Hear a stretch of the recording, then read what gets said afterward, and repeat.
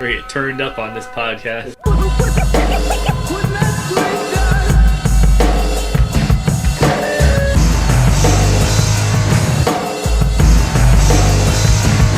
If you can feel what I'm feeling, then it's a musical masterpiece. Hear what I'm dealing with, and that's cool at least. What's running through my mind comes through in my walk. Two feelings of soul from the way that I talk. So it's just getting everything wrong the whole time.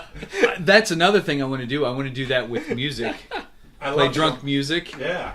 I Like tried to tell. we play one song pre-drunk and then just get hammered. Play the same song and then talk about it, just like Drunk History. Drunk history is great. Yeah. I can't remember who I was talking to. I was like telling him something that happened earlier in the day, and I was getting everything wrong.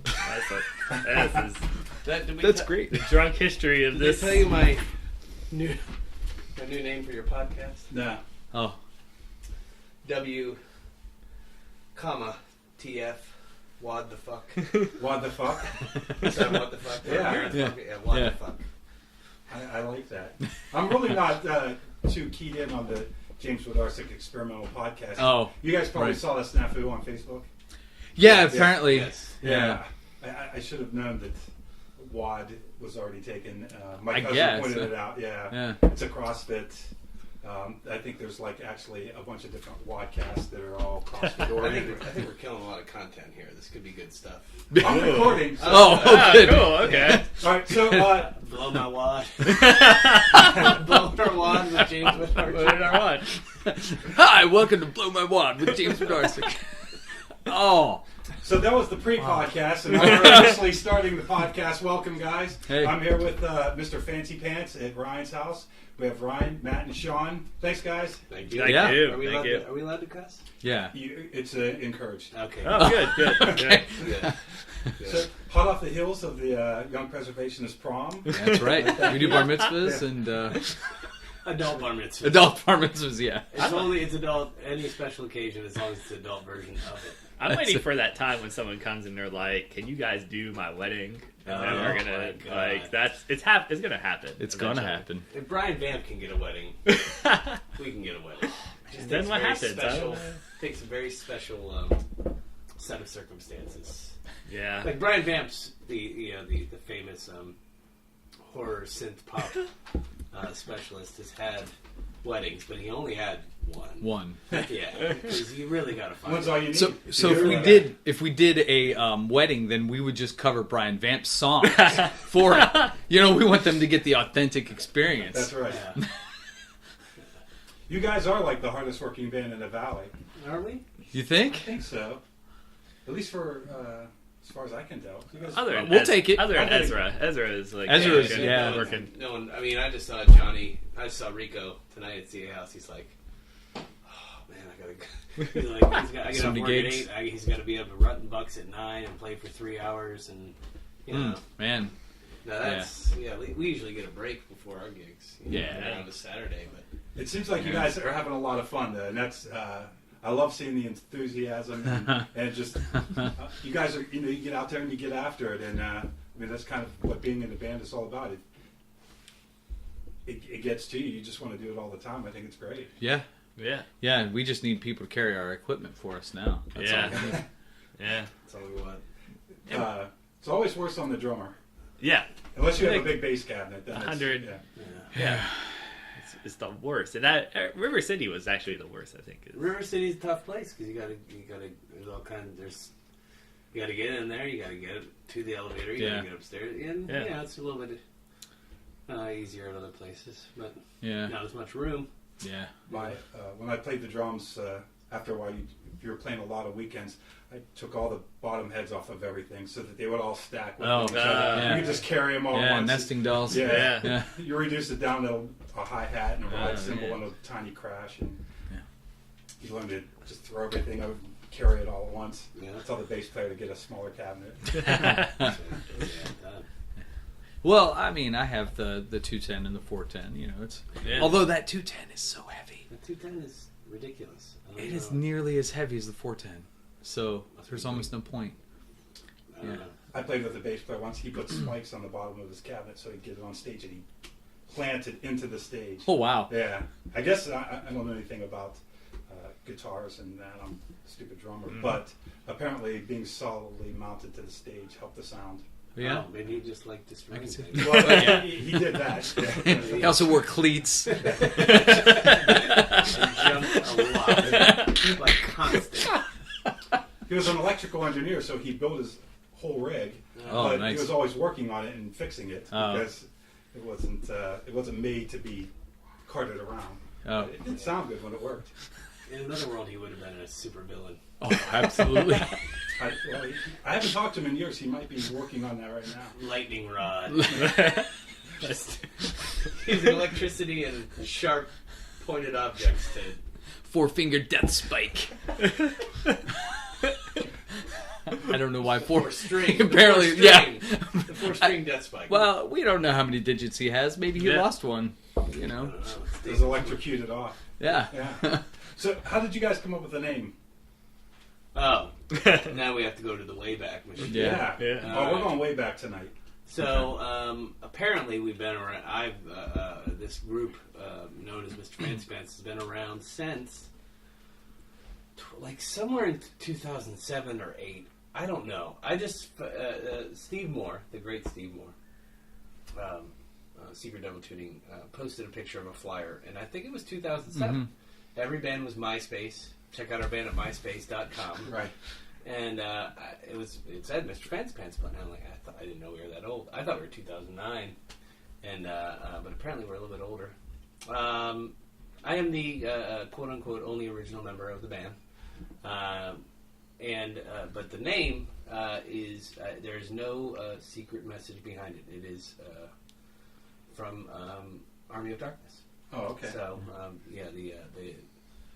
the Lord introduced himself to Bruce Campbell and goes, "Well, hello, Mr. Fancy Pants." And, It was either that or "Give Me Some Sugar, Baby." Like one of the two would have been the band name. no, GSSB. GMS. GMSB. Yeah, we're good with No, acronyms. GMSSB. Yeah. Give Me Some Sugar, Baby. Anyway. Yeah. It's there's nothing more to it. I guess why I chose that, I guess, would be I'm one of those hipster dudes. You know? Nothing wrong with that. But obviously a self-aware one. So The first step is to admit it. Yeah, when you catch yourself, Yeah. you catch yourself, and you're like, man, I'm really being a dick. You know? Even if it's in your own head, you're like, jeez Louise, get over yourself. Well, I've had people call me hipster, and I'm like, oh, "Fuck you." Wait, and then I think about it. I'm like, yeah. "Oh shit." Yeah. I guess they're right. Yeah. Damn it. You wear glasses, you have sideburns. Yeah. You're Yeah. locked in. I don't drink PBR though, so Yeah. that's one. Do you have Well, you're drinking the over-the-shoulder IPA. bag? Oh, IPA, yeah. shit. Yeah. It was messenger Yeah. bag. Yep. Conflict. Man Kevin purse, did. man. I That's guess okay. it was. I guess it was kind of a self-inflicted punishment to myself to remind myself that not to get too haughty when you're Well, self-humbling name. Yeah, Yeah. kind of. I guess so. Yeah. You know, and plus it's just funny. And the first gig we ever played, the bartender at the bar, we were outside smoking together, and I go, "Hey, when we get up on stage, when I say, hey, hi, I'm Mr. Fancy Pants, can you just yell out, well, hello, Mr. Fancy Pants?" Did you everybody do it? Did. And we probably should get people to.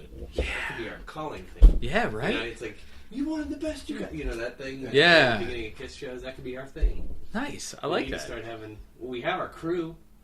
We have our Oh, the Oh, Mem yeah. Squad. boosters, Yeah. the Mem Squad, who Mem follow us Squad. around, dancing, and get everyone excited. Yeah. You know. Yeah. So okay. we'll have them do it. Simple.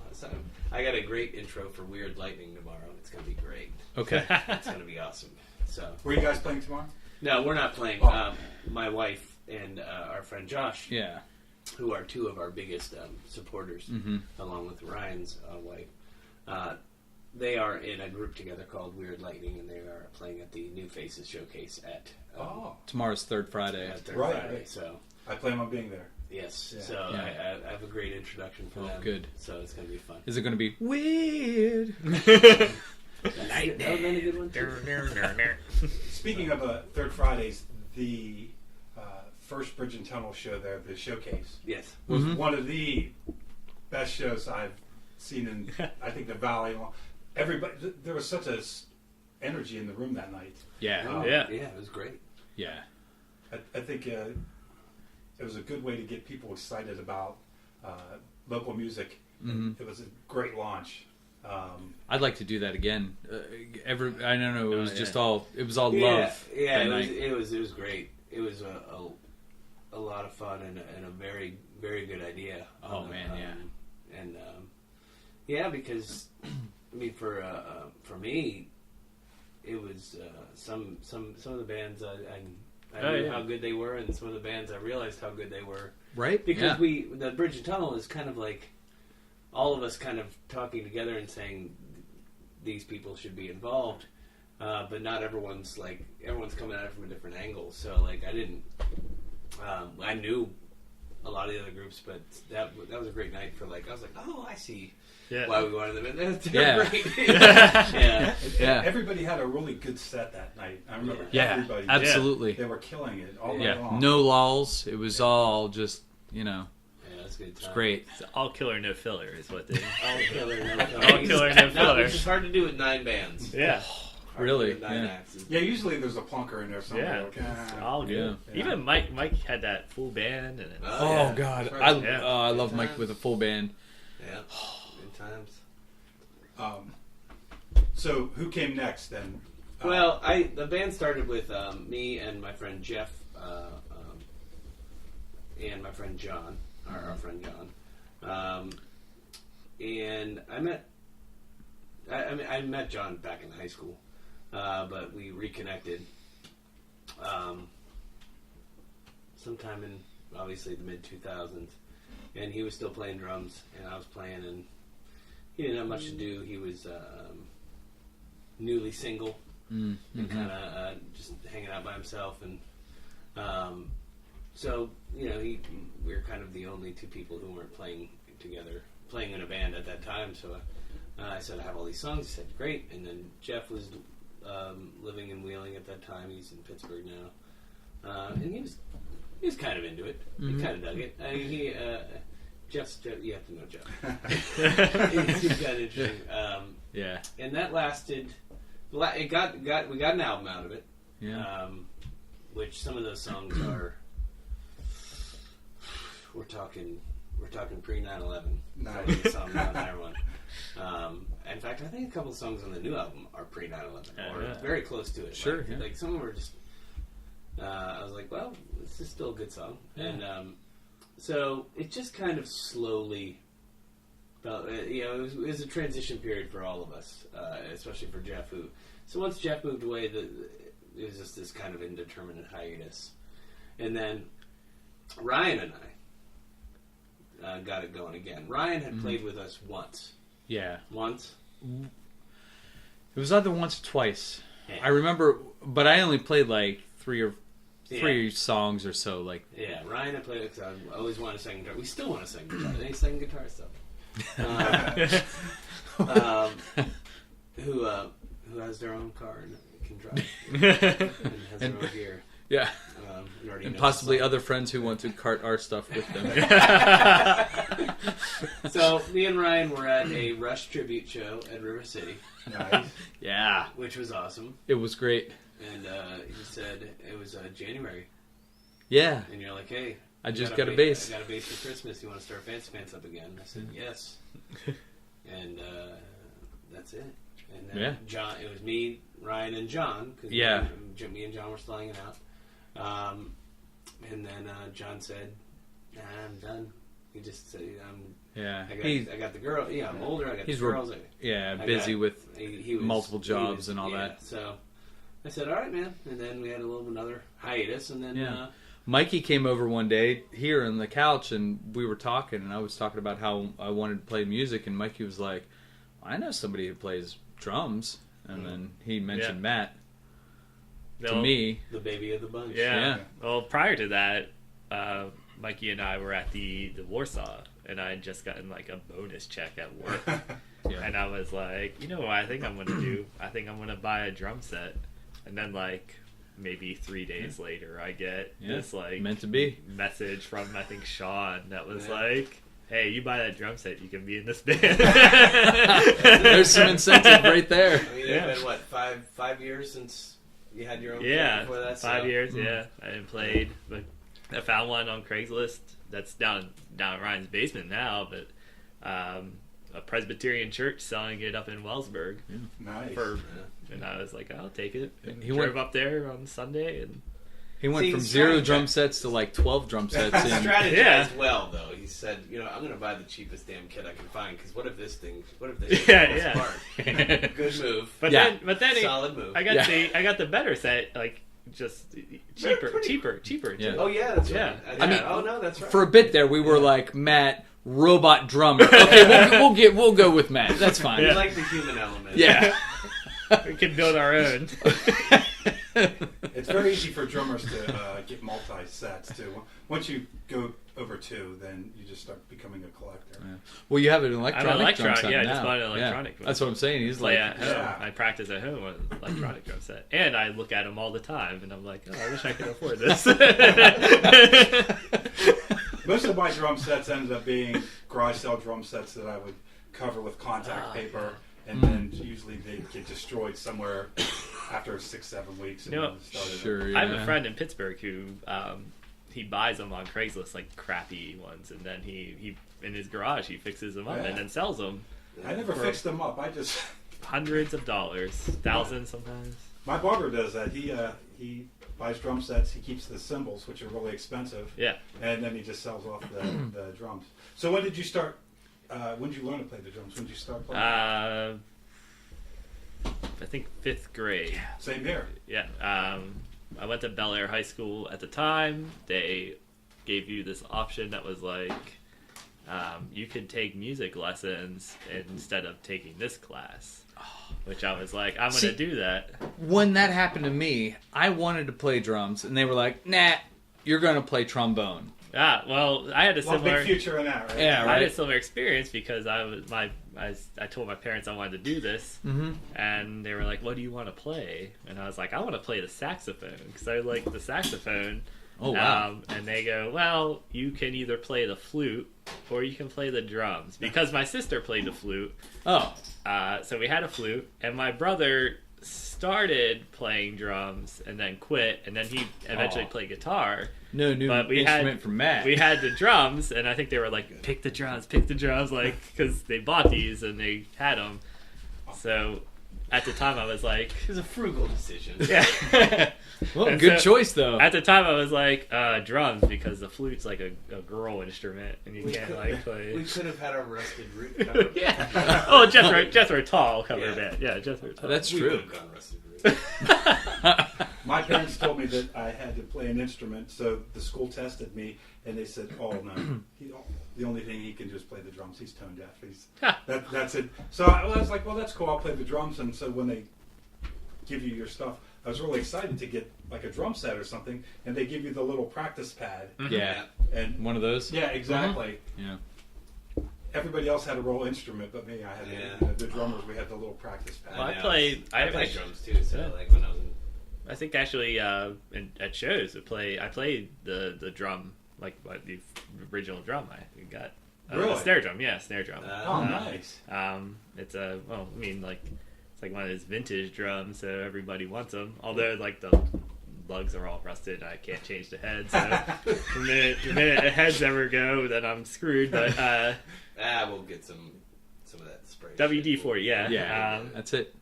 yeah. Right, And right below us. the worst, I was much better than I was. That 5 years kind of took. I was much better before, and that was mainly because the guy who taught lessons was the best man at my dad's wedding.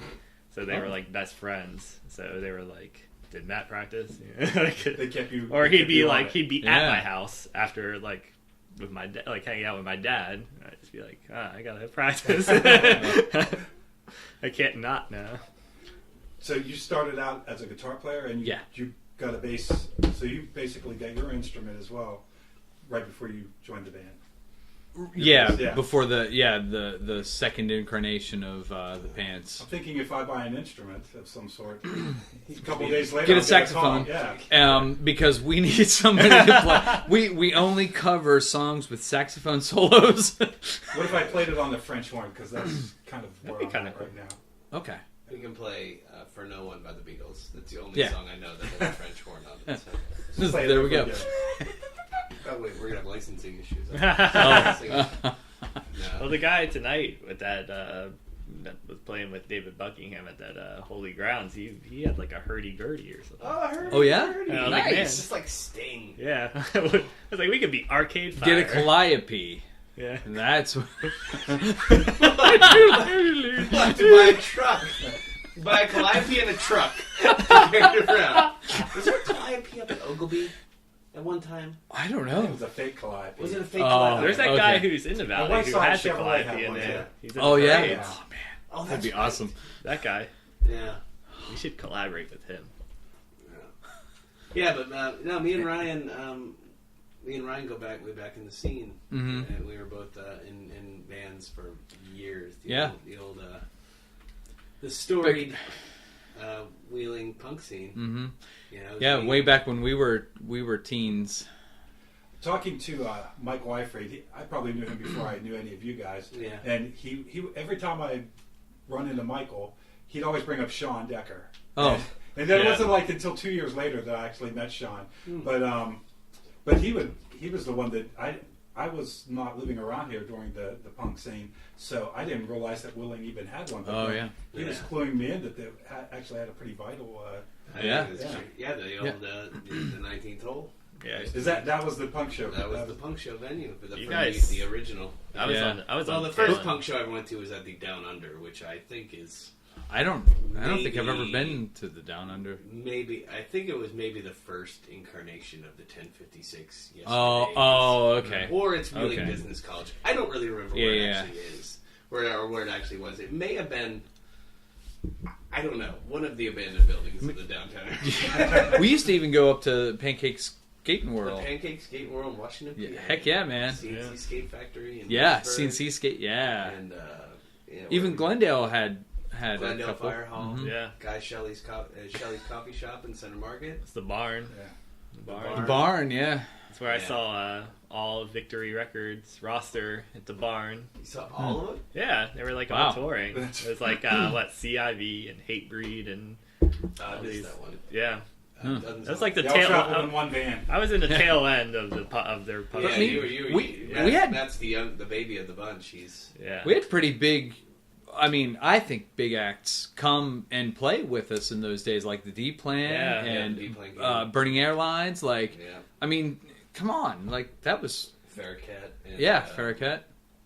Yeah, we're so close to Fugazi. So close. Yeah. The It was Dismember like Plan Pittsburgh. shows on YouTube.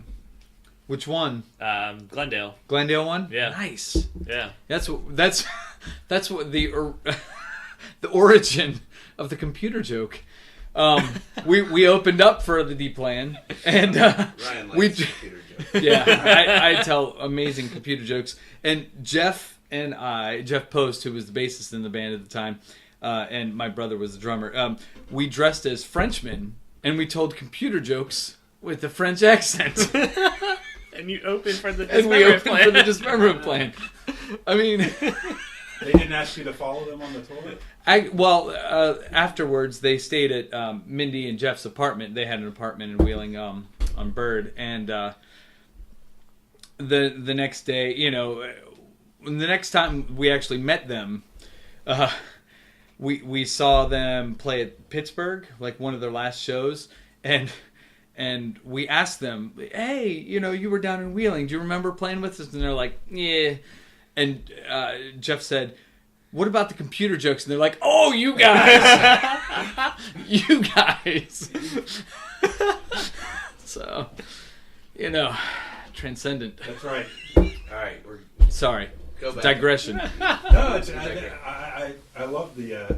Wait, this isn't live. Who the hell cares? Yeah. You can edit all that out. It's fine. I could, but I don't. That's great. There's not enough time to. That's a great story. Yeah. No, I love it. That's I don't know about being great, but yeah. my funnest places to play when I played music were house parties. Mm. I was in a band. Done a few of those, yeah. We did a lot of after hours parties. That was kind of our thing for a couple of summers, and we were all in other bands. But my very good friends, we had a band just for fun, and we would play after everybody did their shows around town. They'd all go to the after hours, and we'd start at maybe 3:00 in the morning and play till 4:30. And Wow. and never once did we ever get shut down by the police, which That's is nice. amazing. Only because most of the time we were playing in neighborhoods where they were selling crack and doing other things, so that They have bigger things to worry about. At least they knew what we were up to in there was just playing some music. We had the cops called on us a couple times for the brewery. pants. Yeah, in the brewery. The brewery, and Really? when we were, for being too loud. I think don't that know. was I think that was for people being outside. Oh, was it? Drinks. Oh, okay. In my completely hammered Well, situation. Well, in my mind, it was Yeah, because we roofied. were too loud. Who may have been roofied after Oh, our shows. oh yeah, that's right. Dude. Yeah, I won't say by who, but yeah. no. We all know it was Matt. The It's JCs. fine. It's fine. Yeah, the JCs. We were playing. We were practicing for our first 80 show. The first time that we were going to 3-hour gig. first 3-hour cover gig. We never really played covers that much anyway until this point. And that's how we make our money now. Yeah, I know. Yeah.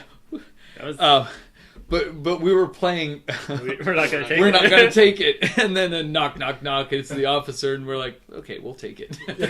We were on the verge of fighting, though, Yes, which was yes, like... our one time we were on the verge of killing each other. 'Cause Yeah. we couldn't fucking figure out we're not going to take it.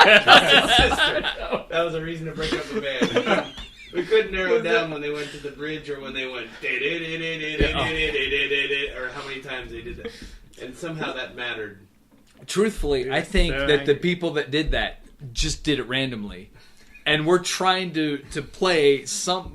We're trying to. No, I listen to it now. It's so simple. Is it? It's really simple. Like We were just you overtired, I guess. Yeah, we were really tired. And then the next day we were just so paranoid about it. I think we did fine. But when you listen to the actual song, it's like, oh yeah, that makes absolute Oh, sense. okay. It makes total sense. So when you decided to do the 80s show, Yeah. you wrote out a list of songs and then you had to learn all of them, Yeah. more or less. Yeah, I was telling Yeah. Rico about this earlier at CS. It was like, our first gig was he mentioned that Hit Play played "Take Me Home Tonight" last night in their gig. That's ours. Well, That was "Take our Me Home first cover Tonight" song, yeah. was Yeah. our first cover song. We've been playing it since our second, third show. We had Yeah, just The one Saints day- was the first one. The What's Saints that? was? Yeah, Saints was the Was first Oh, I thought it one. was I thought it was at Grandview. Yeah, Saints. Huh. Anyway, we I just heard the song one night and I said, let's cover this song. 'Cause Yeah. It's awesome. "Take Me Home Tonight" by Eddie Money. Yeah.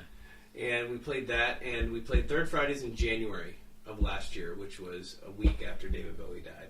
Yes. So we played Modern Love. Modern Love. Because it's a fun song. Oh, yeah. We were thinking deeper tracks, deeper cuts, and then we're like, hey, let's just play. Let's just have fun with it. Yeah. Because Yeah. we're that kind of... Yeah, we don't So, need to cover TVC from that- 1.5.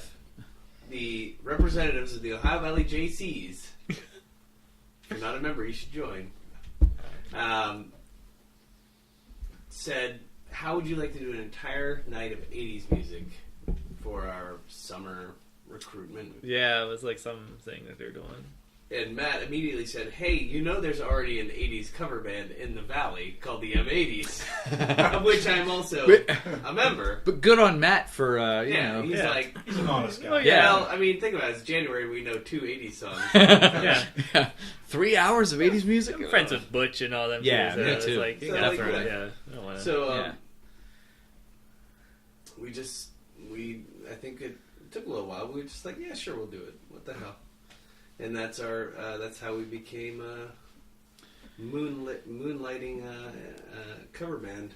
Yeah. And that's what we get paid the most and most requested to do, but we still write the songs. Yeah. We still write a few songs here and there. Well, now that Can't we're remember on, what they're called, but now that our album's on Amazon and iTunes and all that Mm. stuff, people will be calling for our music now. I hope so. All 9 songs. that we All 9 of them. Well, like any wealthy industrialist, you diversify. Yeah, Yeah. exactly. Don't put all your eggs in one basket. No, it's So really- what we do is we play on these cover shows. We play some of our songs, Yeah. and we play some of the other songs. We just Yeah. we reel them in. Even when they're getting that beer during our song, Yeah, they're well, still, yeah. it's still in their ear. We turn Exactly. it loud enough to where they can't get away from it. Once their ears stop bleeding, Yeah. then they can hear our song. But there's always like the 1 or 2 people after the show that are like, what's that one song you played? Yeah. Yeah. That's why you do It's it. usually Zonk 69. Zonk 60. Zonk69 AOL.com.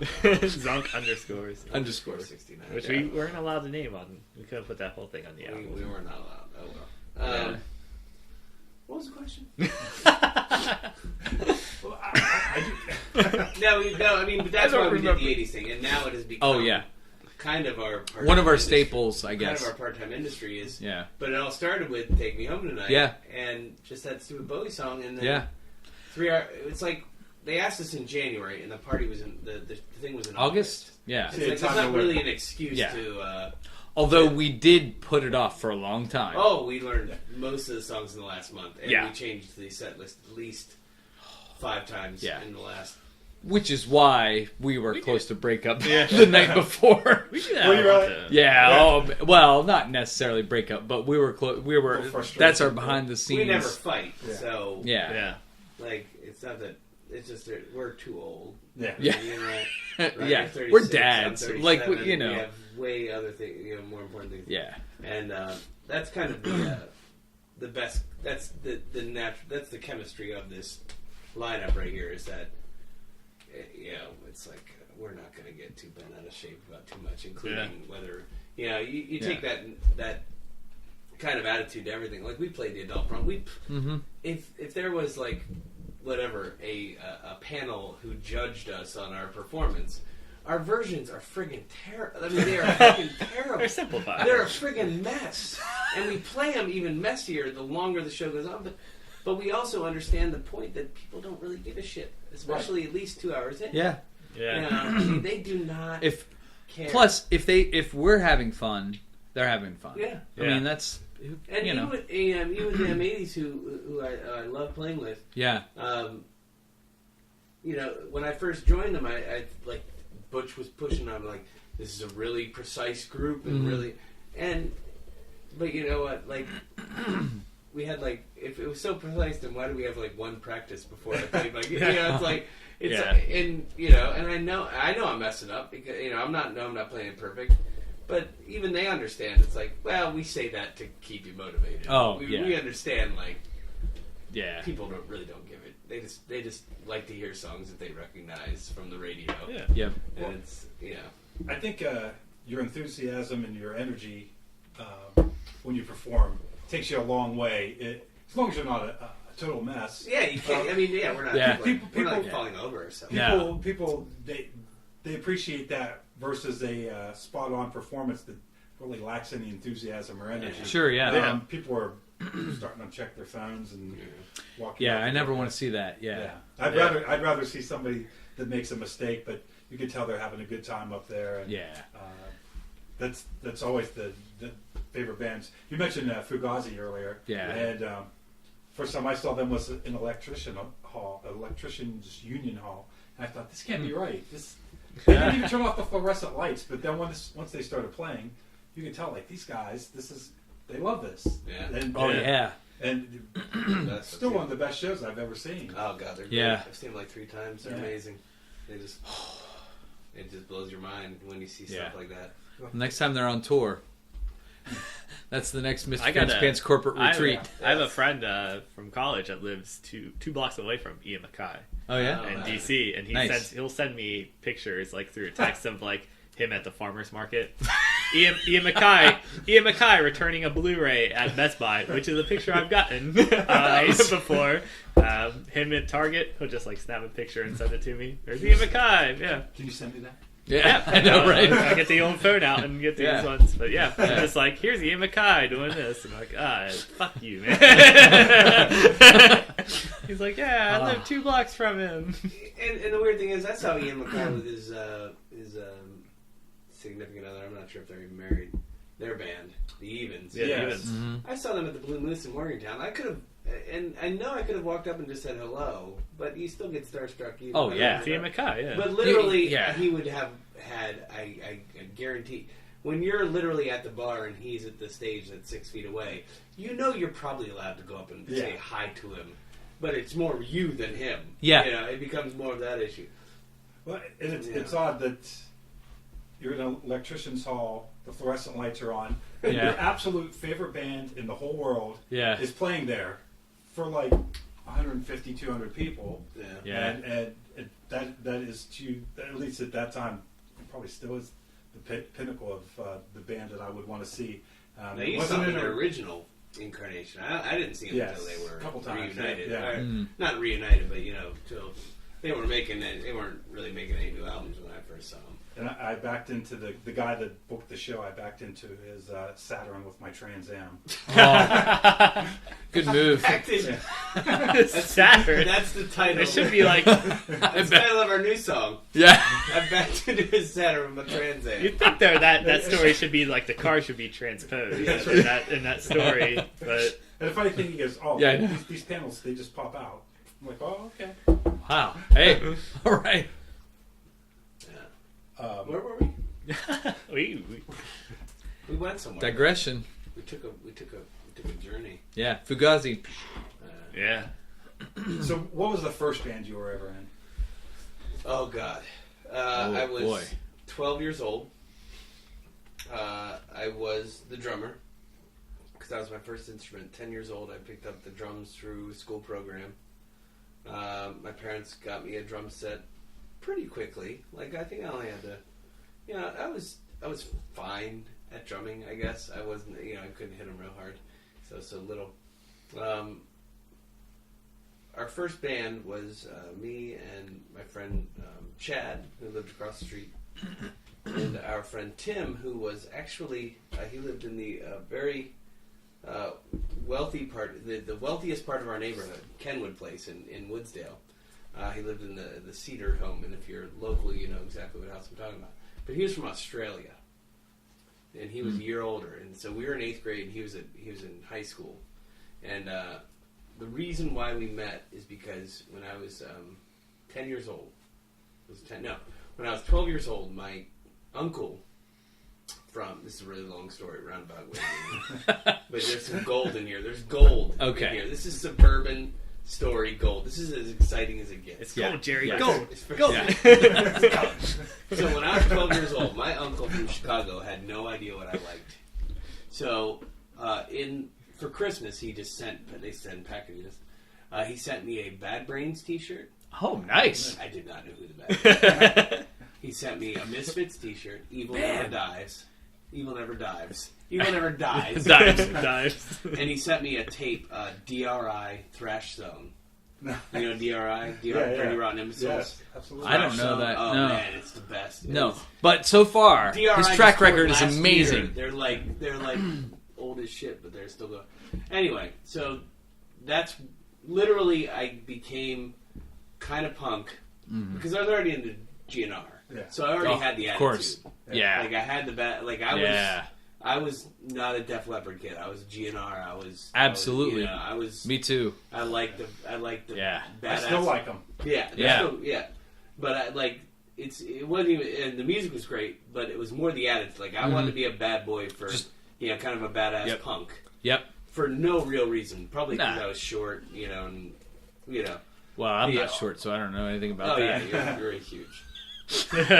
So I kind of connect there, like with this kid who skateboards in my class. So I started skateboarding. Terrible. I mean, I'm an uncoordinated person, but that got me to meet this kid from Australia who happened to get an Ibanez guitar for Christmas or something. It's all about Christmas. Yeah. It's a very suburban story. Yeah, absolutely. Yeah. Yep.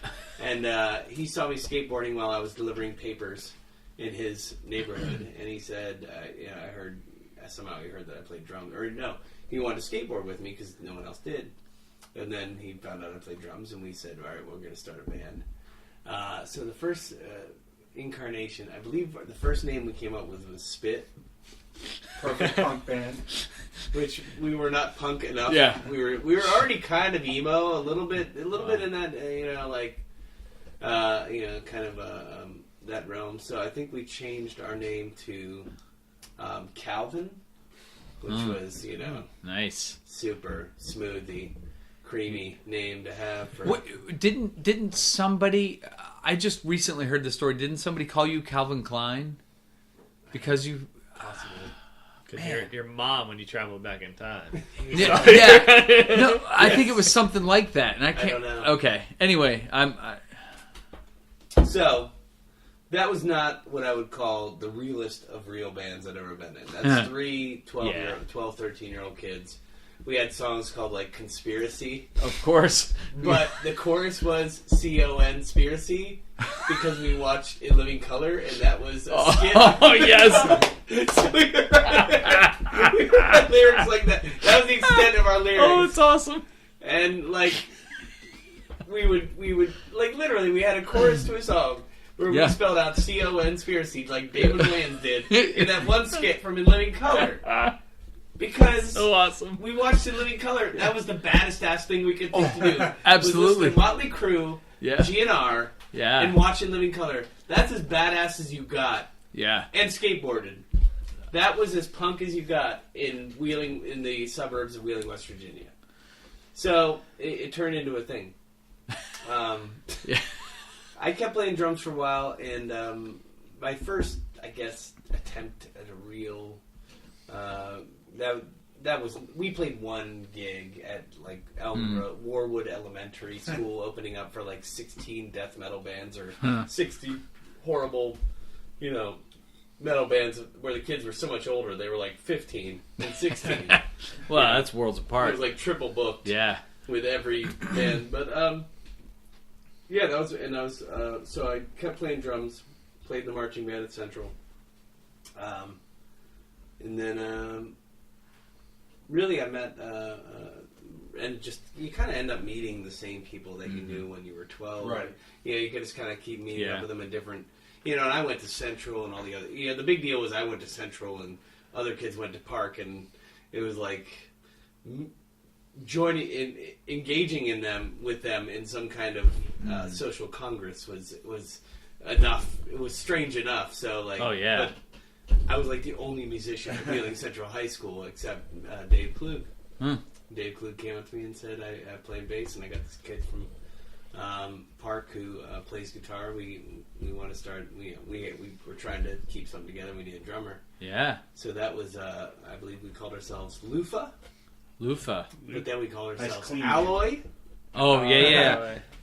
When we played under that moniker at the Greyhound on the island, opening up for UDR, they were Bala at the time. I think I saw that.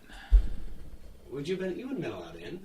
We weren't even allowed in at the Greyhound. No, I swear I saw Alloy. I'm sure you did. We probably played more than. Like, okay. Yeah, but you didn't see us. That's not the band that you were talking about. That was your only gig. No, with Alloy. That's way back when. Okay. And then that kind of turned into something. That turned in. The weird thing is that we ended up calling ourselves 5 Minute Conspiracy, which was an amazing band. Which it's funny because we actually stole that name from another band that was playing at the same time when we were 12. Like we stole that name. I didn't know that. That's amazing. Yeah, like I think they were called. They called themselves 5 Men of Conspiracy. Oh. And then we just took it and called ourselves... And then they changed it to 5 Minute Conspiracy. Then we just stole it because they all moved away or did other things. And we're like, we're going to take... Oh, no, it's because this guy Christian was in that band when they were 12. Yeah. And so he's like, I could probably still take that name because no one else cares. So we called ourselves 5 Minute Conspiracy. And... that's a good punk rock name. It's 5 Minute Conspiracy. That's good, yeah. That's good. That was still one of my favorite of your bands. And we that was our first time where we're making tape. We're actually making we're making cassette recordings, and actually we went to the studio. Nice. How old were you? I was 17 or 8. I was by 16. 17. Did you do Jamie Peck? Because we tried Mark Furby. Is that his name? I don't know. Yeah, I don't know. It was terrible. We didn't even use that recording. No, we went up to Aardvark. Lou Cantanello up in Aardvark Aardvark Studios in Steubenville, which is still there, and recorded a couple tape demos, and that was I don't know, the first band that kept going, and then that turns into everything else. Like 'cause that's Dave, and then Chris comes in, and then Nate too. Then you go to college, and that's where you meet. That's where I met Mikey. That's where I met Dallas. That's where I met. Yeah. Everybody. Yeah. Well, we're a Jesuit band, pretty much. We are a Jesuit band. We were playing alumni weekend this year. Yeah. How about you? What was the first real band you were in? Well, probably one called Everything and Nothing with Mitchell Hostetter, who is a phenomenal bassist. Oh my god. And we were pretty much a glorified Nirvana cover band. But it was myself and Mitchell and my cousin Josh, who was a great drummer, playing. And, we played a couple shows with that. Probably most notable where I went to a pawn shop, and I barely had any money, but I saved up like, I don't know, 20 or 30 bucks and bought this crappy acoustic guitar, filled it with candy, covered the hole with duct tape. And like mid-show, I grabbed that guitar, like during one of the Nirvana breakdowns, probably, I don't know, aneurysm or something. I grabbed that guitar and I just busted it all over the... Guitar pinata? Yeah. And then this candy went everywhere. Guitar Niata. That's right. Let me just tell you this, though. If you ever fill a guitar with candy, never fill it with Jawbreakers. Because people in the crowd were just, like, they picked them up and they just... were throwing them. And so we were playing and getting pelted with, Jawbreakers. It was no fun. You brought that on yourself. Yeah. I feel Gummy like we bears. did. Yeah. Reese's Cups. Reese's Cups. Ooh, I think we were called... those. Yeah, I think everyone we were just called Everything and Nothing, I think is the name of that band. And then we were in, various members. Josh and I stuck together for a while. We did one called Naked Carrot, and this was during the time when bands and TV shows and everything were spelling things like really cool. So we spelled Naked Carrot like naked, but with carrot like Karott.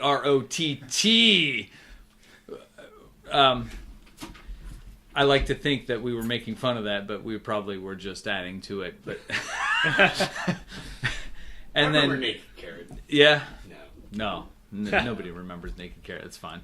And then probably back in those days, the best and most famous band was the Mundames, which The most famous.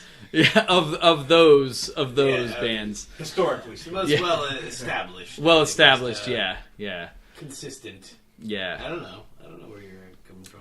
Yeah, I don't know. County boys. Well, yeah, that's we didn't know these, these Central and Park people, but we would cross paths. Like I would go to their shows, and some of those people would come down. Oh, he'd act like a fucking crazy person. Yeah. Well, that's because I was a crazy person. Yeah. Stage diving? He still does. I did stage dive, yes, but no, we in the crowd we were just I think I have ADHD or something. I don't know. Like it settled down later. You gotta remember, this is Ryan and Mindy. Like, yeah, the first time I ever met Ryan, I also met Mindy. They've been together forever. Like, yeah, it's an amazing relationship. Like, the first time I ever saw Ryan, he was wrestling with Mindy, and they were wearing like safety vests. Or like some kind of like, and like neon, like a lot of. I think you were like dressed up like half army person, half crossing guard. Anything. You guys were wrestling. You wrestled the whole time.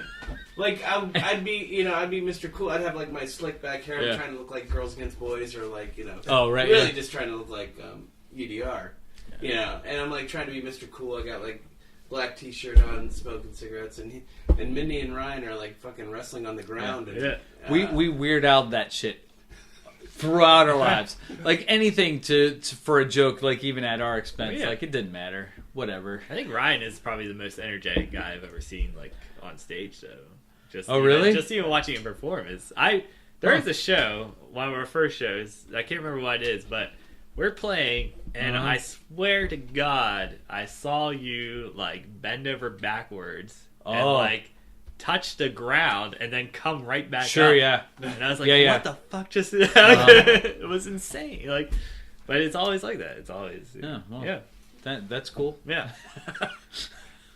Yeah. So, Matt, what was the first band you were ever in? This is probably the first real band I've been in. I was in one other band. We played, I don't even remember the name of it. We played a middle school dance. It was when I was in middle school. Probably when I was in 8th grade, I think. myself, my friend Clayton, and this guy Dom Liberati he played bass, who is now a big deal in the Christian rock scene. Nice. We played a show. Did he get a Murr record like on South Park? Yeah. I don't know. I think Gold Frankenstein. he's like he's a huge deal. Yeah. Deal. He Nice.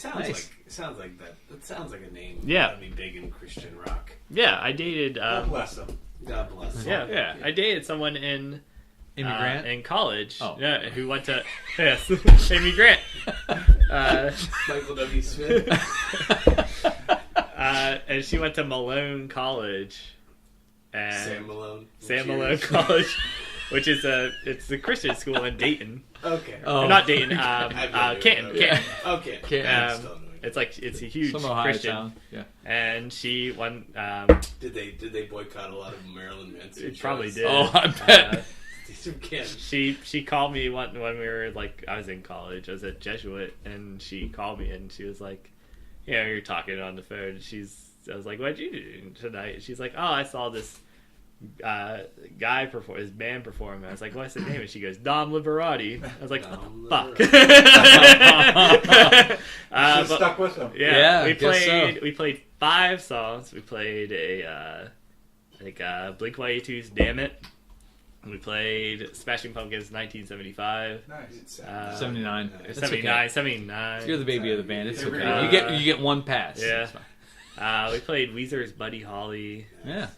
and then 2 other ones that I'm blanking on right now. But that's That's it. all right. It was one show, one and done, and then One and done. Nice. And then Generations. And then Generations. Yeah. well, there was almost one in Jesuit, almost one. Almost? Almost one. A friend of mine at Last Blast, they were gonna have Blessed Union of Souls. Oh. The band that had that She Likes Me for Me song. And Jesuit had the bright idea that for the opener, they were going to hold a battle of the bands. Yeah, that's Oh, how yeah. Kill the Camp opened up. Okay, yeah. Yeah. So, a friend of mine played guitar, and he knew that I played drums. And he goes, I want to do the battle of the bands. It's going to be the 2 of us. He's like, we're going to play Final Countdown by Europe. And he goes, he's like, and our name is Blessed Union of Souls Are Worse Than Hitler. At least you got the name. And we and I was like, yeah, okay. And we entered, and like a few days later, Jesuit goes, the Battle of Bands are canceled. Really? They canceled it. They were just like, I think We entered twice. I think we're the only in the people Battle who of the Bands. entered, and they probably just looked at the name and were like, "Blessed you know," and we're just like, "No." You came too late. The kids don't have the bands anymore. No. Yeah. We were like the last I know. of them to do it. Yeah, when we played this same Battle of the Bands to open up for the main act at Last Blast at Jesuit, and Kill the Camp. That was with Mikey. It was with Dallas, and that was with Mike D. Mike D, Sneeringer. who is actually the most. His job is to be a drummer. Yeah, He very plays accomplished. for, Like he plays with good band too. Strand of Oaks. Yeah, He plays drummer I like for those Strand of guys. Oaks. He was on Kurt Vile's too. He was a violator. He was a violator, and But we won Battle of the Bands, and we opened up for Shaggy. Nice. Oh, I tell you, It's it meshed so well. Yeah. We went to that and we stayed for you guys, and we left when Shaggy. Well, of course. Yeah, but Kill the Camp is a good band. It was a good It's fun, man. Yeah. It's one of the best. So, I know that the Bridge and Tunnel Collective is really doing a lot to try to build the music scene back up. What do you think is in the future for the local music scene? I hope to do more of this. More like that show that you referenced earlier. The showcase. Yeah, the Yes. showcase. I love these showcases. Well, I'll tell you what we got. I like to get people into it, Yeah. Well, I mean, I can tell you what we have lined up. I can tell you Sure, what we yeah, booked, yeah, and there's a lot of good stuff. There is June 10th. There's, and I can put this on this podcast because hopefully it'll premiere by then. Absolutely. You have the CD release party for both Joshua Lee and Mikey Eifert. Oh, yeah. At Towngate. At Towngate. Right. Oh, nice. Towngate is starting to be is developing, and we're developing a relationship with Towngate, which is great. We have a. It's probably going to end up, and I hope it ends up being a Christmas show at Towngate. Good. No, on December 16th. It's already. I spoke to Tim Thompson, who's. Tim, yeah. Well, I just hope it turns into a Christmas show and not just a. Just a regular show? Yeah. Oh, no. It'll be like the one that. I hope we do what we said we were going to do and actually have a bands playing Christmas Yeah. shit. Oh, yeah. Oh, right. Yeah. At the very least, Mr. Fancy Pants can learn 3 hours of Christmas music the night before. That's how we work it. Yeah, I mean, I think that's probably the. I think our connection to Towngate is probably the best. Now, I mean, it's not that hard. Me and Ryan both have connections to Towngate. Yeah. We have both. Ryan acts on a much more regular basis than I do. Yeah, I've seen him. But I've Sean done- is. Yeah. I've done stuff, Yeah. and I enjoy it, but I haven't done it in many. Well, it's very It's time kind of consuming. like, and with like kids, you can't. I had to be in a band, or I had to, Right. act. So I said I like playing music Mm-hmm. much more. I enjoy acting, but yeah, me and Ryan did the old college theater fun times. Yeah. Back in the day together. When you get too old to play music like I am, then you can get back into acting. Yeah, I'm waiting to Okay. see. My son's kind of a drama queen, so I'm sure he'll get into theater. Oh, yeah. Yeah, because he's. I don't know. And I had, because I've known Tim for a long time. Actually, when I first decided to start making movies, he read my scripts and we went out to lunch a lot of times. And Tim's a great guy. Great guy. And then I heard that they were trying to open up Towngate to more things and get more people in there. And he's accomplishing it. He's doing everything that you want Towngate to be. He's turning it into. It's amazing. I give him a little plug because Tim Thompson he's just such a force for Towngate and for everybody. Do you need? No, I'm fine, thanks. I don't know why I keep treating this like it's a live recording. It's a podcast. Podcast work. Well, when I did my first podcast with Stephen Moore, we had to let the dogs out, and the cat kept jumping on the table. I left all that in. Oh, yeah, it's real. Yeah, why not? It's Yeah, real life. Yeah. Yeah. But anyway, so that's great. I think when I lived in Dayton, one of the great things we had was a place called Canal Street Tavern. There were a lot of different places to play, but Canal Street was always there. They only did original music, and it was that's nice. I think it was almost maybe 5-6 nights a week. Maybe it was Tuesday through Saturday.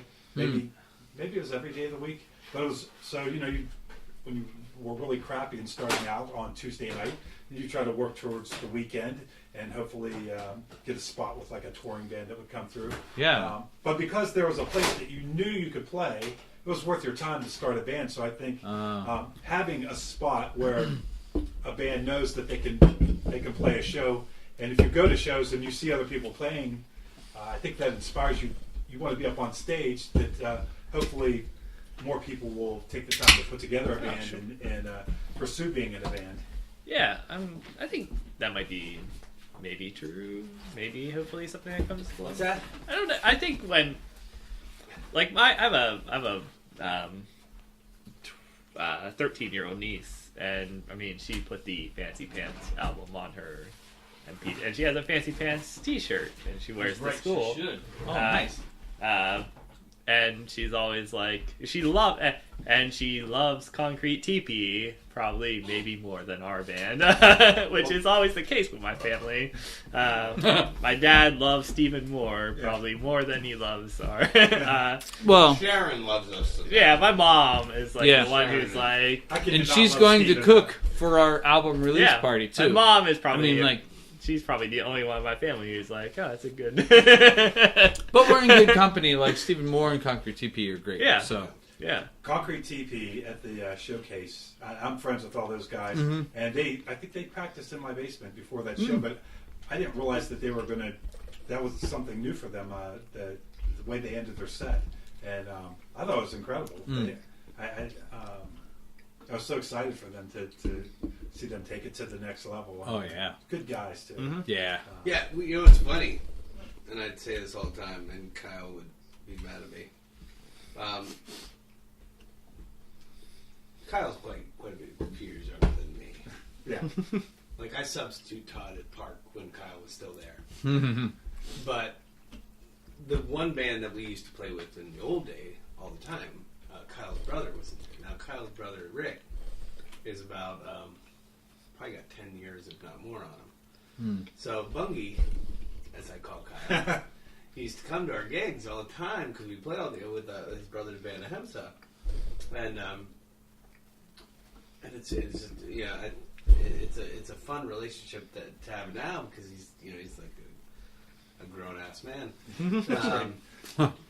And now I'm like, I don't want to call him Bungie. I don't think he likes it. But I've never heard that before. Yeah, I know, and I it'll be like me and my friend Pri who will call him Bungie. Like, we're the only two left. The only two old timers left who would ever call him that. Now there's three of us because next time I see it's done. Yeah. But yeah, it's great to watch him, and it's so funny to watch him because that was so loud. I tell Will, I was telling Will, I was painting something for Will in one of his apartments, William Wallace. I was like, you don't understand. Kyle talks exactly like Rick. And I know they're brothers and not like father and son, but there's enough distance there where I'm like, before we started playing again and Concrete Teepee came around, I hadn't seen Bungie since forever. And I'm like, man, he sounds just like Rick. Like, when he gets flustered, he sounds just like Rick. He does the same thing that Rick used to do, and it's just this kind of weird mixing of worlds, and it's fun, obviously, but the Concrete Teepees, there's something to behold. Especially at that. Yeah, like I said, that's kind of what I was referencing when I was talking about the showcase. I was like, I had heard Concrete Teepee before. Yeah. But man, did they really rip the shit out of man. Absolutely. They played that Saint show, and it was like, they opened for us at the Saint. Yeah. And it was but like I think they were like feeling the same way we were. Like, what the fuck is this? Yeah. But they actually brought it to that Third Friday show, and it was great. I was like, wait a minute, this is the same. It just didn't feel or sound like the same band. I was like, that's killer, man. I met like Will through Jake Doherty and all those. Will, I think actually he goes by Slumdog Thousandaire. But yeah. But and it's like this whole, I don't know, I hang out with them a lot. Eddie or Will or any of them will be like, "What do you?" Like, it is pretty dry, isn't it? You're like, "What are you doing?" And so I'm like, hang out with them. And it's always a good time. They're a fun group of guys. They are. That's one thing. I've probably seen them play more than any of the bands around here, just because I'm friends with them. They have a good time. And you guys do too, and so does Stephen Moore. And really, I think everybody, but definitely you three come to mind the most, of just to get out there and are having a great time playing music, and that's what I like to see. I'm all for like serious musicianship, but on a Friday night, people that are out there just having a good time, and you can see the enthusiasm. That's really, I think, what people want to see. I guess they want to see a little bit of everything, but it's definitely infectious. Yeah. I mean, and Ryan, honestly, we haven't, in the way we perform, we probably haven't changed in 20 years. Like, I doubt it, we used to do this shit. We've been doing this shit for like 20 years. Like, like, I think the reason I want a second guitarist in the band is so I don't have to play as much, just so I can fucking jump around and like, just do weird stuff. Just do weird shit. Because I'm like, I feel so restricted. I got to play all this music, and I'm like, come on, can I just ring out a note and like, I know I can play better than I do on stage, but I'm just having such a good time. I'm like, whatever. I'm hitting stuff. I don't care. Well, it's good. You get caught up in the moment. Yeah. And that's that's fun. Yeah. So, Okay. Yeah, and you just can't. Like I played with Joshua Lee, Mm-hmm. and the other couple weeks ago, and I'm like he has to calm. He's like, dude, you gotta Yeah, you were jumping around. Chill out. You were like jumping around on stage Oh. and stuff. I'm like, listen, man, this is just the way I do. I've been doing it. I mean, you go back and you look at the old pictures and the old videos from 20 years ago. I'm doing the same shit. Yeah. Like I was in a band at one point. I was in a group where I was just a singer. Oh my man, God. It was like no. you were No almost that in Four Horsemen, but you played some keys and some extra guitar too. But I imagine a no holds barred Sean on stage would be something to behold. Yeah, if I could jump high enough, I'd jump through. Grab The a David Lee Roth. Yeah. grab a basketball hoop and Fugazi style, yeah. Fugazi style, Yeah. Yeah, it's just, I don't know. You just get, I've been that way. That's just the way I started, and that's the way it keeps going. And Yeah. and it kind of depends on how you start, I guess, sometimes. Well, and I think if you when you finally get on stage, especially once you get comfortable, you played enough, that your natural reaction is to just have fun and you go with that. And I think the biggest mistake you can make is to try to hold back or try to put on a certain, being yourself. I think that resonates with the audience the most. Yeah, I mean, I think honestly, a lot of times I just Don't care. no, it's just like something about it when I get up there. We play a song like I play with Joshua Lee. He has one really rockin' bluesy tune called "Really Hard Year," Yeah. and I just hear every inch of intensity of those pounding notes. And I just want to, in case the audience isn't, in case we have some groundlings who can't see the stage. Yeah. I just want you to know. It's almost like that. Like I want you to know what's going on. It's a rocker. It's like I've done that since I was 15 years old. Follow me, do what I do. Always, when you play rock and roll, you're playing rhythmic music, and my head just always wants to hit when on that downbeat. Yeah. It just wants to go somewhere. It has to go somewhere. And I've never the way, and I look at videos and I look stupid as shit. And I look, it's not cool looking, at all. You think it is, maybe, but it's really not. No, not at all. But you look like a lunatic. I mean, I do, but it's almost like I've trained my body. It's like, what you do. I just want to. I think it's the same thing. Like when I moved back here, and I was hanging out with Tim Hott, and we used to go to like the Owl's Nest or whatever, and. I used to just be, because I would always be this wallflower. Matt. And he would be like, you just gotta just get out there and just, because he's like, people just they react if you're out there just dancing on the dance floor and you don't care what anyone thinks that's the way. He's like, that's what people like. Well, that's what girls like. That's what you told me. That's not what people like. That's what girls like. Yeah. And so, and I think it's the same thing. Not worked out. We play these songs and I'm just like. If he told you anything else that girls like, can you? After go to the Owl's Nest. Don't say it on the mic because we don't want everybody to know. Yeah. I will say that anytime I've ever even just walked in front of the camera and I see myself, I hate it. Yeah. And so I think when you see yourself on stage, to you, you're like, oh, I look like an idiot. But I think when you really look like an idiot is if you're trying to put on an act and it's not how you really feel.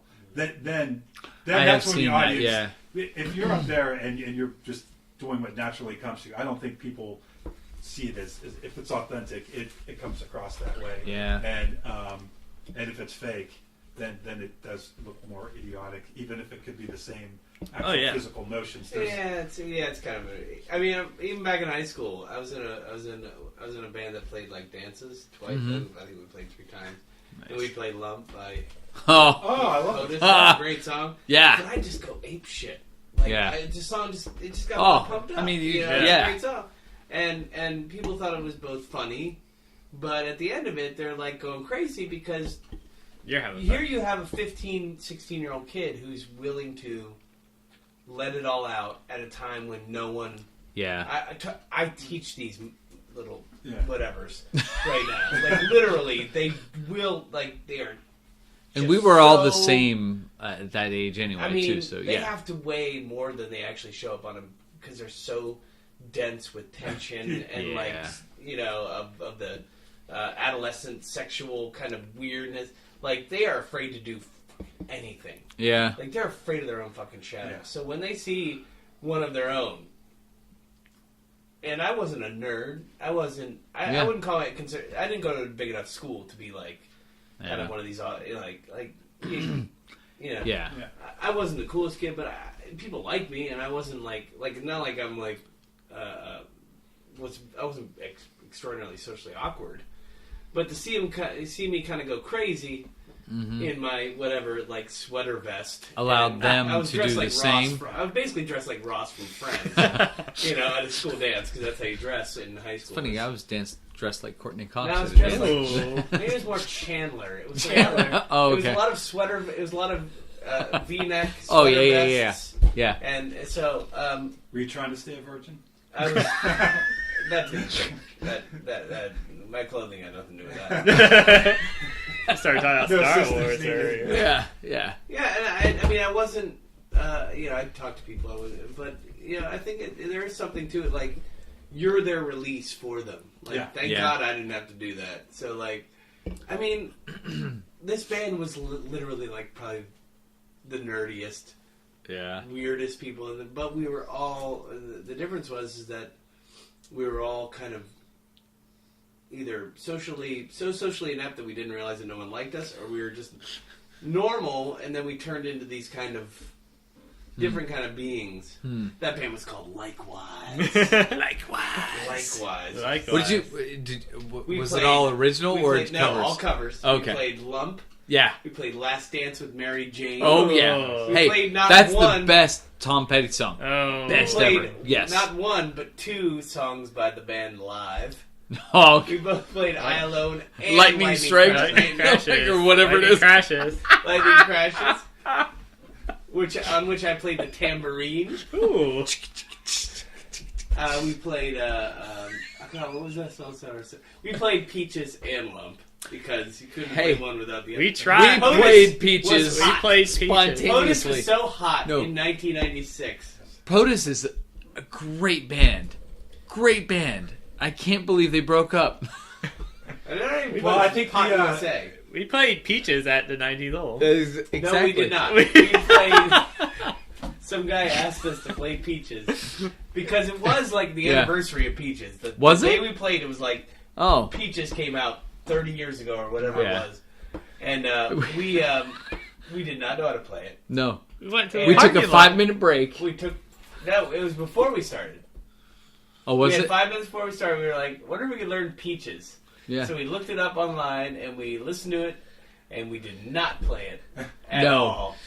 We did reasonably well, I think. Yeah. I had my phone up on like the stand. And I was like, We're like, okay, next is Peaches come. I think from the can. worst from that night was when that same guy asked us to play Blister in the Sun. "Oh yeah." And that was like right before our break. So That's why we take no more requests. on the break we listened to it. I don't even think we listened to it. Did maybe. we? No, I don't think we did. I don't think we did.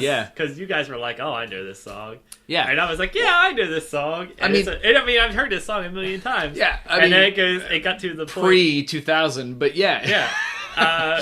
After they do like that part, and then we got to that middle or that part after that, and I go, "Oh fuck, I don't remember how this song goes." We all did that. We're like, okay, whatever. You always think you know how the song goes until you play it. And I you're like, panicked. "Oh wait!" In front of a crowd. Well, at least he didn't ask for the "Why Can't I Get Just One Kiss" song, you know. Waiting on the butt. That one. No, waiting on the butt. Waiting on the butt.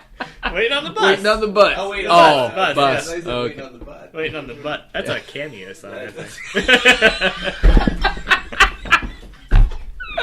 Waiting on the butt. We got another one. We're waiting on the butt. Oh my god. Mark Morrison song too. It's all of them. So, what's in the future for you guys? I don't know. More of the same? Just keep The future, Conan? keep pushing forward. Yeah. Year 3000. We have, well, in terms of lined up gigs, Mm-hmm. we have we have been asked to play some pretty high profile gigs. Yeah. We've been asked to play the West Lib Gala. Hold on, let's start in order. April 8th is the Arts Fest It's like a fundraiser. fundraiser. Oh, yeah. Yeah. Mm-hmm. At River City with Concrete TP Nice. and Secret Devil Tuning. back from Virginia. Back from Virginia. Secret Devil Tuning. Back from the dead. Back from the dead. And April 22nd, Mm-hmm. we are playing West the Lib. Great Gala. The Great Gala. How do you say that word? Gala? You guys really Yeah. are fancy pants. You played the prom, now you're Yes, we played an adult. Prom gala? Yeah. Yes, We're but all it's only for or gala, As whatever. Steve Devani pointed out, it's not for students. The Great Gala. It's, No. Oh, really? It's all alumni people. Like that's. Oh. It's a big deal, though. Like, So it's got to be adult. I've said that, like, Adult, yeah, well, we and only that play has adult a Hawaiian shows. theme that we have to figure out. people go. I don't know what we're. Oh, People have said, like, Sean's going to wear a coconut bra for that one. My That I'd like to see. Yeah. one of my relatives dates Gordy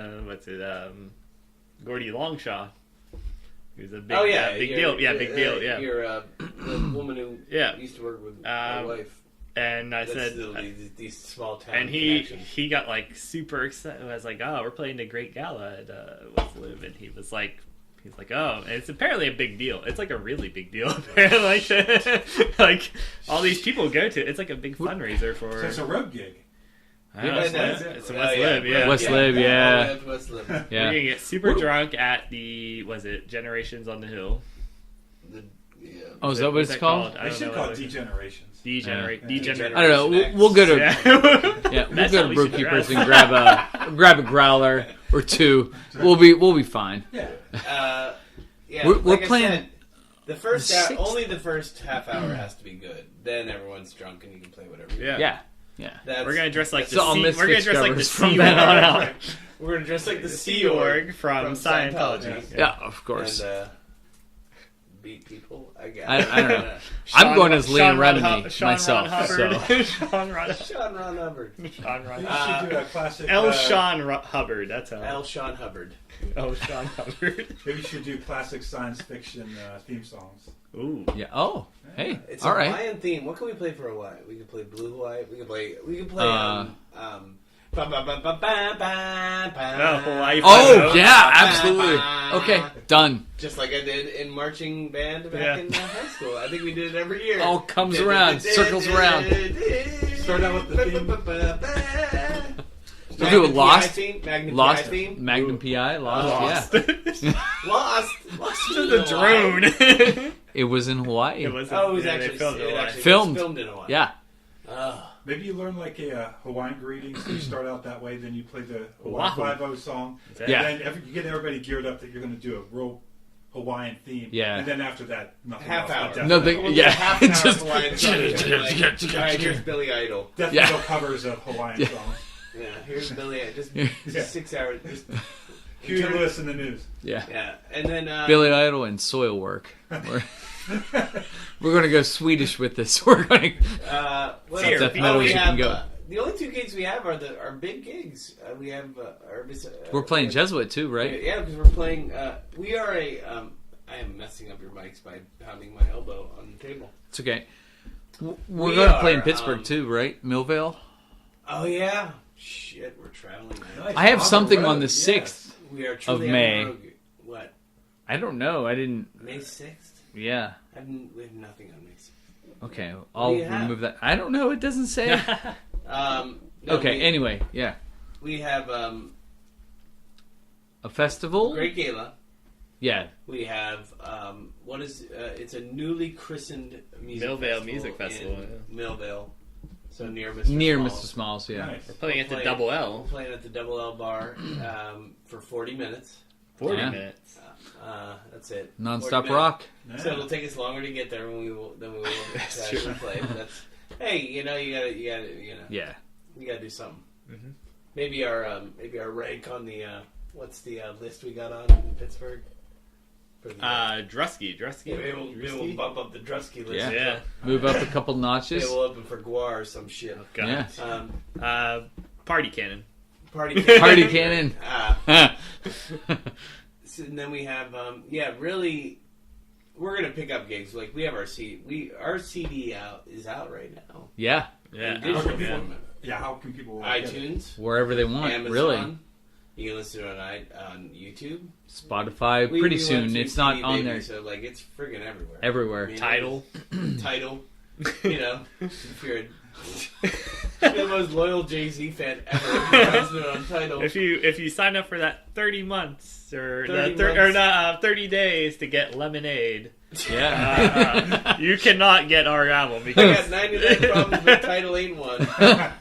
you can no longer get our album because No, it's But all that stuff. Yeah, actually, that just happened today. It actually just happened today. We had it on Bandcamp. We had it on, but everything with CD Baby went through, so now it's on CD Baby. It's on. You can find Amazon, on iTunes, Amazon, all that stuff. YouTube, Excellent. Google You know, Play, whatever. The YouTube's a little tricky. You got to look it up by song or something. It's yeah, we need to. That's a fix it. strange so we one. got to fix that. But Yeah. But the album, And- the new album is out there. Let's Pant, Yeah. and it's Eventually, we're going to make some actual physical copies and carry them Yes. with us to We gigs are. for, to use as frisbees or something. no, but it's a really good album. It really is. Yeah. I think it is. everyone pretty needs solid. to Listen I to think it. some of the older songs are still solid. Yeah. But Absolutely. especially the new ones. Yeah.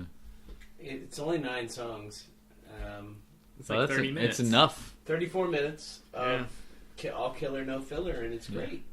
Well, And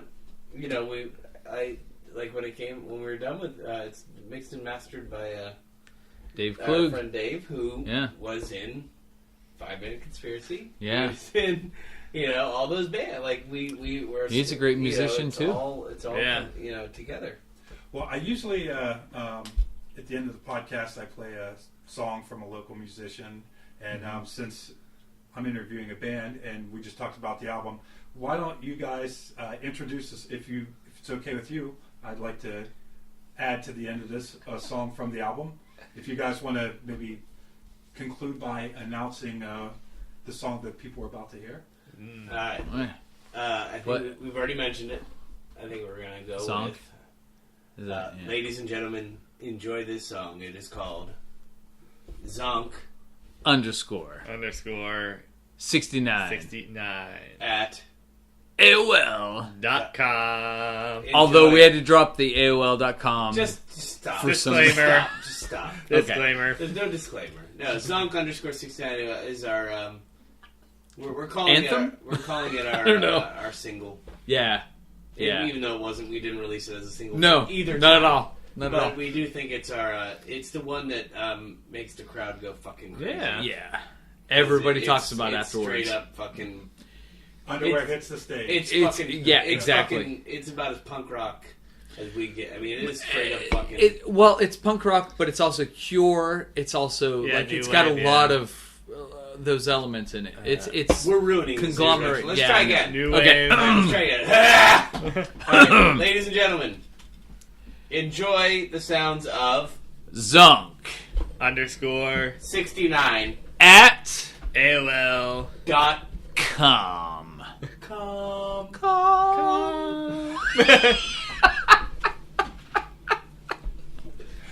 All right, thanks guys for being on the podcast, and if you stayed this long, you listened to the song, and I hope you enjoyed it and the podcast. And thank you for listening. And until the next time, see ya. All right. What the fuck? Yeah. Yeah. Cheers. Cheers. Cheers. Catch your boat now. Yes.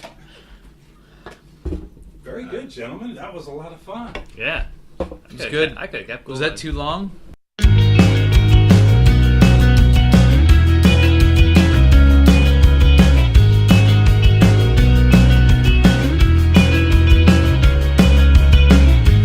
I don't wanna be the one who gives you reason to pray for the end of the world with your bony Bible thumping hands.